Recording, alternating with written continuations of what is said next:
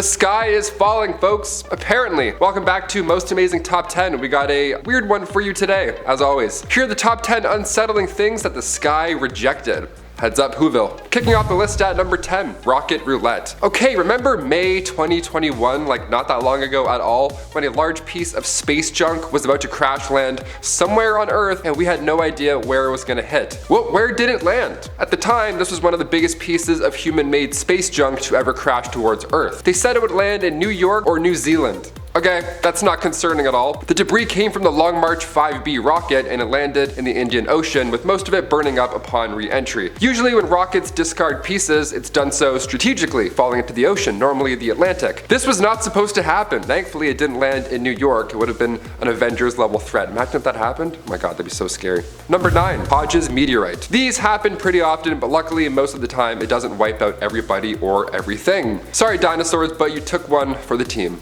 Thanks. Back in 1954, residents in Talladega County, Alabama, noticed a ball of fire heading towards them. See, we didn't have Twitter back then. We couldn't warn people that a meteor was maybe gonna wipe us out. We also didn't really know how to tell if meteorites were coming back then, with technology being a little, old. So it was alarming, especially for Anne Elizabeth Hodges, who got hit by that space rock. Yeah, she got hit by a meteorite. I can't even get hit by a paintball without complaining and taking the day off work, let alone a space rock. That's insane. You may be asking, was she outside doing Pilates? Was she stargazing? Nope, she was napping in her living room and an 8-pound chunk of meteorite smashed through her roof and then grazed her hip. She got hit by a space rock and received just a bruise. First human to ever get hit by a meteorite. What a flex. Number 8, iguanas. Okay, we're dipping into the weird side of this list. Here we go. Back in 2018, Florida got another odd headline. This time it was frozen iguanas falling from the skies. They got hit with their biggest snowfall in 28 years, so these cold-blooded dudes started falling from suburban tree branches. People were just walking to get groceries, trying to, make it through this harsh winter, and iguanas are freezing and falling off trees in front of them. There's just like 4 lying in a backyard. The crazy thing is they're not dead, they're actually just paralyzed. So they come back to life later. Officials were calling for residents to not touch them or pick them up. Like, hey, sorry I can't make it. There's a frozen iguana sleeping on my car. Yeah, I'll see you tomorrow. We gotta wait this one out.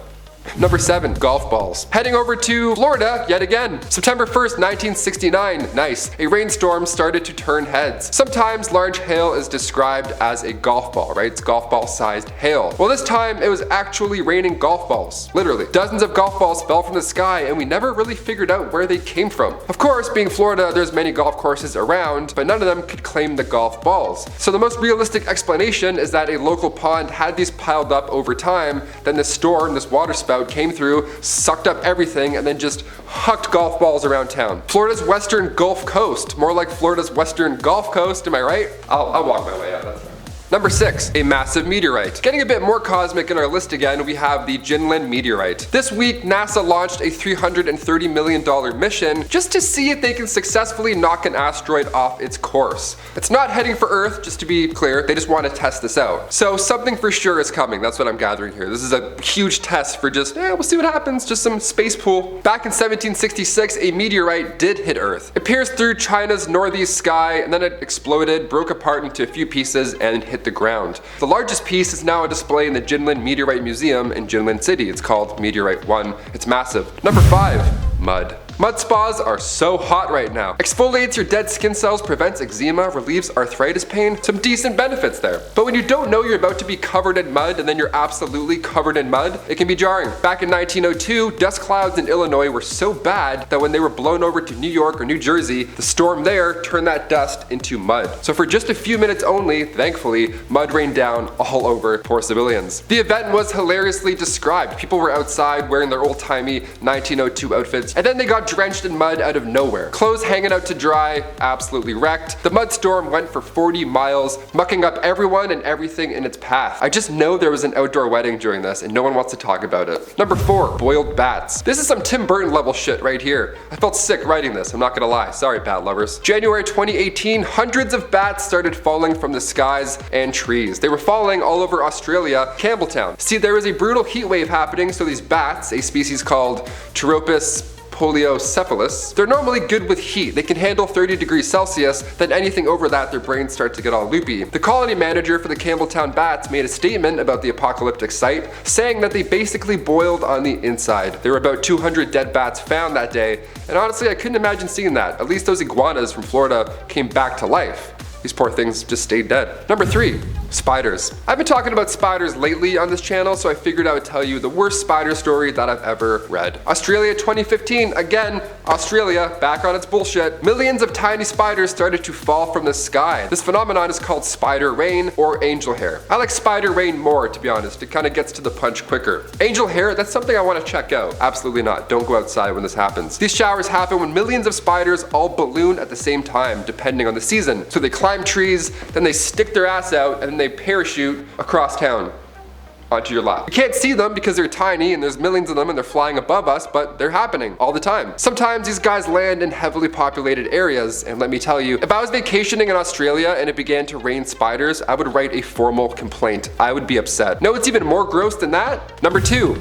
beef. Yep, flakes o' beef were falling from the sky. That's so gross. How, Taylor? Tell us how this happened. Well, 1876, there was a small window where a field in Bath County, Kentucky got a meat storm. Yeah, we're gonna call it a meat storm. That sounds perfect for what it is, honestly. They have no idea where this came from still today, or if it was even meat. That's pretty gross. They had 3 dudes just stand outside like with their tongue out like it's a winter wonderland, and they couldn't decide if it was bear meat, they thought it might have been buzzard barf, or bacteria from jellyfish that made its way into town and into the air. If you ever think it's raining meat, don't eat it. The Kentucky meat shower is still a mystery, and you know what? Let's not solve it. I'm good with that. Finally, number 1, treasure.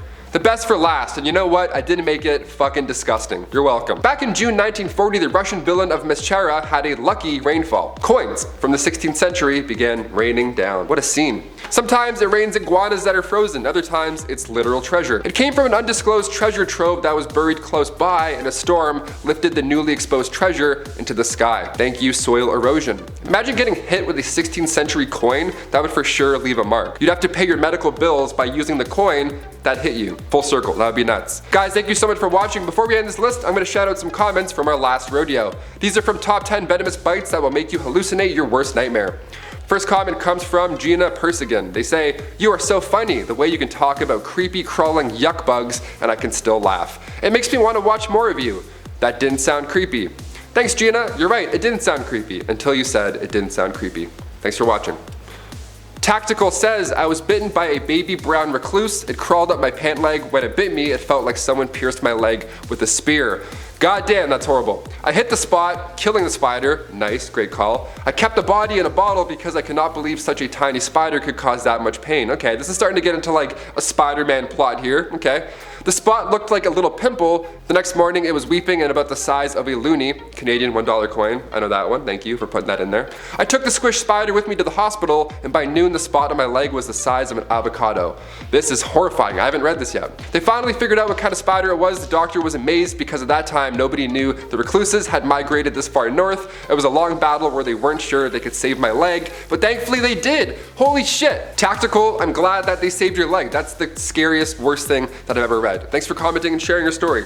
Lisa Scarrett says, "Great content, more please, looking forward to part 2. I love this kind of stuff, thank you." Thank you, Lisa. Ask and you shall receive. I've been your host, Taylor McWaters, and we'll see you next time on Most Amazing Top 10. Peace.